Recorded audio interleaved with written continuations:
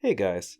Now that the 0.5 patch is here and Mistweavers have received a few significant changes, I wanted to give a brief update on the build and playstyle I'm running, in case anyone's curious or following a similar setup.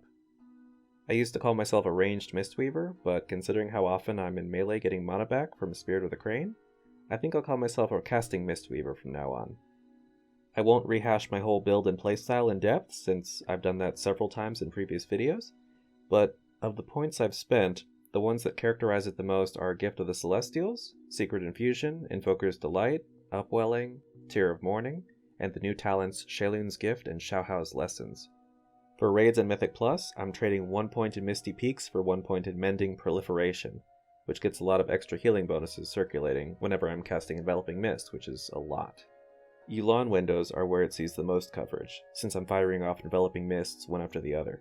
I find that following that up with an instant Vivify proc, or Essence Bond, is a good way to take advantage of any leftover bonuses before they expire. If it seems weird that I'm taking Refreshing Jade Wind instead of Mistwrap for raid healing, that's because it still amounts to 5 to 8% of my healing depending on the fight. Currently the only fight I swap to Mistwrap for is Dathea, since movement and positioning on that fight is super unfavorable for Jade Wind. I'll have to see if it loses value as I replace the last of my crit haste gear with crit verse, since that increases the cooldown. Until then, consider it TBD. For Mythic Plus, I go with either Jade Wind or Mistwrap. Mistwrap seems like the right choice on paper and in most situations, since it offers better coverage for my bigger heals, but Jade Wind does a decent amount of group healing if we're frequently stacked, or if I use it with Yu'lon or another amplifier. Honestly though, it's just a comfort pick. A panic button that's easy to press in any situation where there's group damage, especially on bursting and grievous weeks. It's nice to know I have it available to tack on to any other healing I'm doing, but it does cross my mind on pulls where 90% of the damage is on the tank, that I could be using Mistwrap instead. But at the end of the day, both are great, so I'm not too torn up about it. What I'm undecided about is whether or not I want to get rid of Misty Peaks completely and put the extra point in Clouded Focus. Doing that would make it easier to spam heal the tank on fortified weeks if they're not kiting, or situationally on bosses like Lu Flameheart that require long stretches of tank healing. Again, both choices feel right. Now that I've covered my talent choices, all that's left to talk about is Sheilun's Gift and Shaohao's Lessons. In raid, Sheilun's healing is pretty significant at high cloud stacks if it's not doing too much overhealing, but I prefer to use it to proc lessons which prime bigger Yu'lons, revivals, or essence fonts, even if that means using it with just a few clouds.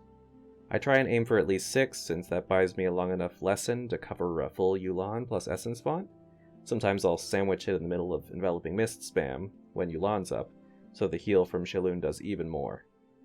On the other hand, if there's a big burst of damage and then lots of downtime with no rot to heal through, I'll even use it at 2 or 3 clouds, if it's just before a revival, or something similar. It all depends on damage patterns and how much healing there actually is to fight over. In Mythic Plus, I try to only cast Sheilun at 8 to 10 clouds, so my lessons last a while. The actual heal is convenient when it's exactly what's needed, like if the group takes a single big hit from something they shouldn't have, or on fights like Sedana in Shadowmoon if she casts Whispers and I haven't prepped any cooldowns or renewing mists for it.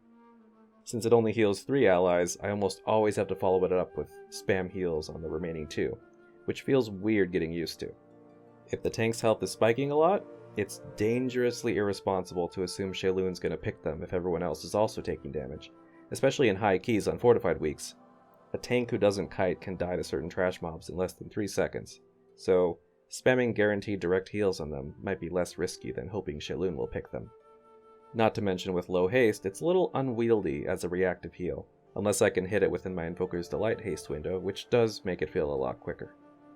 2 last things before I wrap this up.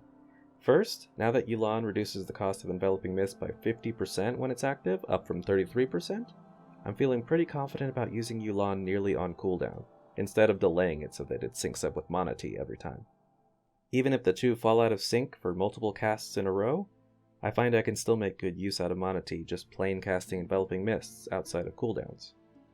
Second, I finally tried out Unison, and I was impressed with the amount of healing it does, considering it takes such low effort, but I rely way too much on being able to spam triple palm blackouts for mana return, so I don't think I'd be able to get much uptime on it.